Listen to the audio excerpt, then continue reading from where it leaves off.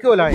وزیر کہنے لگا یہ دو بک رہی تھی، ایک کا رنگ کالا تھا ایک کا گورا، میں دونوں لے آیا، مرضی آپ کی، چاہے کالی پسند فرما لو یا گوری۔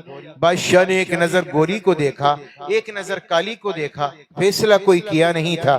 گوری آگے بڑھی، کہنے لگی حضور مجھے قبول کرو، میرا رنگ گورا ہے اور گورا رنگ قیمتی ہوتا ہے۔ بادشاہ کہنے لگا اس کی کیا دلیل ہے کہ گورا رنگ ہی قیمتی ہوتا ہے؟ تو گوری نے اپنے لفظوں میں دلیل پیش کی اور گوری نے کہا موتی سفید ہے اور قیمت ہے اس کی لاکھوں، اور کوئلہ جو کالا پیسوں میں ڈھیر پالو۔ موتی سفید ہوتا ہے، لاکھوں کا ملتا ہے، اور یہ جو کلو کالی کھڑی نا حضور، 100 روپے میں کوئلے کا کٹا بھر کے مل جاتا ہے، اس کی کیا اوقات ہے؟ حضور میرا رنگ گورا ہے، گوری چیز کو قبول کر لو۔ بادشاہ کہنے لگا بات تو تیری ٹھیک ہے۔ تو کالی آگے بڑی، کہنے لگی حضور ہمیں قبول نہیں کرو گے؟ بادشاہ کہنے لگا کیوں نہیں، تم بھی بتاؤ کیا کہنا چاہتی ہو؟ تو کالی نے اپنے لفظوں میں کہا ہے مشک نافع کالی قیمت میں بیش عالی، اور روئی سفید ہے جو پیسوں میں ڈھیر پالی۔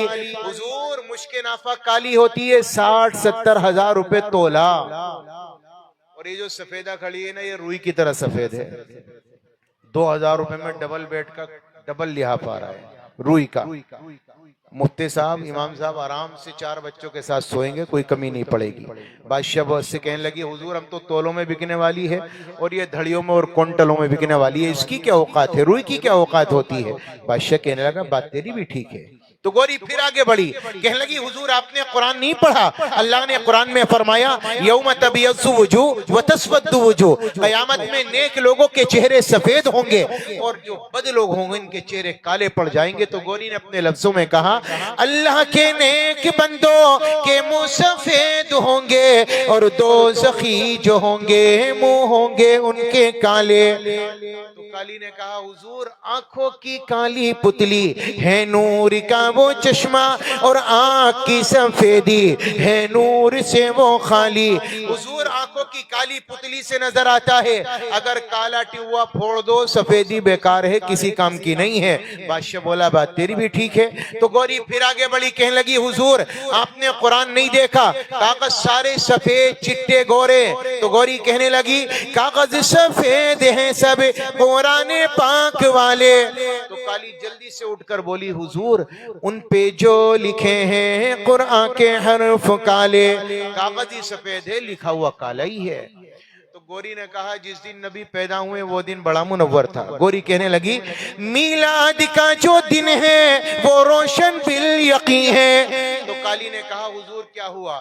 معراج کی جو شب ہے وہ کالی ہے یا نہیں ہے؟ جس رات اللہ نے بطور مہمان کے آپ کو بلایا تو وہ رات اجالی نہیں تھی بلکہ کالی تھی۔ تو گوری نے کہا کہ حضور بس بہت ہوا، فیصلہ کرو اسے کلو کو رکھو گے یا مجھے بھوری کو رکھو گے؟